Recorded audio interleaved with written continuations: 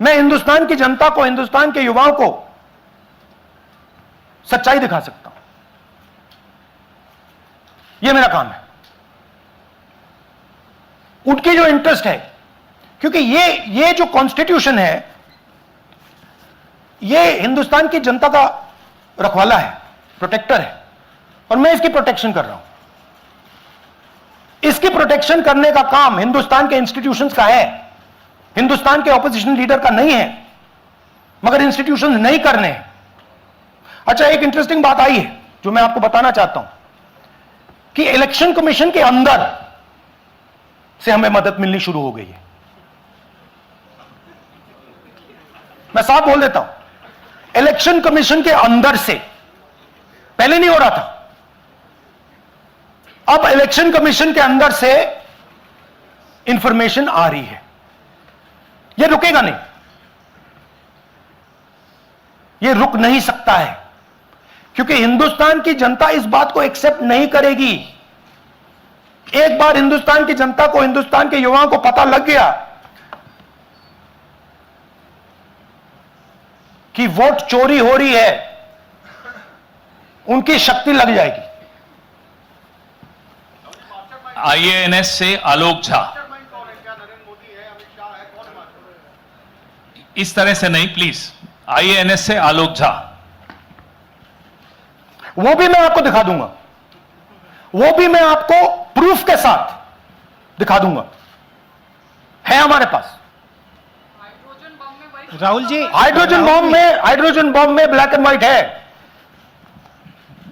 मैं फाउंडेशन लगा रहा हूं, मैं फाउंडेशन क्रिएट कर रहा हूं, है हमारे पास। मैं स्टेज पे बिना प्रूफ के नहीं चढ़ूंगा, बता रहा हूं।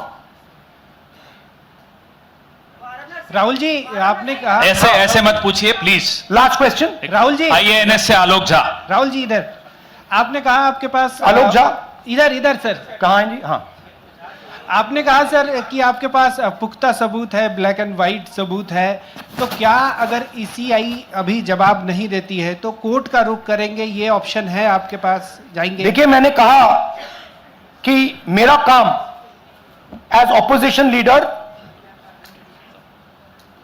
नॉर्मल सिचुएशन में मेरा काम ऑपोजिशन का रोल है, सरकार पे प्रेशर डालने का रोल है। मेरा काम हिंदुस्तान के लोकतंत्र को बचाने का नहीं है। मैं वो काम कर रहा हूं, इस स्टेज पे मैं वो काम कर रहा हूं। तो मेरी सोच है कि as a patriotic Indian, as somebody who loves India, who loves the constitution, it is my duty to put the truth in front of the people of India. अब अगर हिंदुस्तान के इंस्टीट्यूशंस कुछ करना चाहते हैं, वो करेंगे। उनमें भी बहुत लोग हैं, जैसे मैंने आपसे कहा, मैं सरप्राइज हो रहा हूं, इलेक्शन कमीशन से लोग आ रहे हैं, इंफॉर्मेशन दे रहे हैं, और बढ़ रहा है वो। क्या जब तक सीईसी ज्ञानेश कुमार अपने पद पर है, जैसा कि आप कह रहे हैं कि वो फ्री एंड फेयर इलेक्शन होने नहीं देंगे, तो तब तक इलेक्शन का मतलब क्या रह जाएगा? क्या आपको बताया जाने के लिए आयुक्त को इस्तीफा देने की? हाँ, तो आप इमेजिन कीजिए, और ये शॉकिंग बात ये है बस कि ये अभी शुरू नहीं हुआ, नो, ये 10-15 साल से चल रहा है। ये सिस्टम है, ये स्ट्रक्चर है। हिंदुस्तान की जो डेमोक्रेसी है वो हाईजैक हो गई है।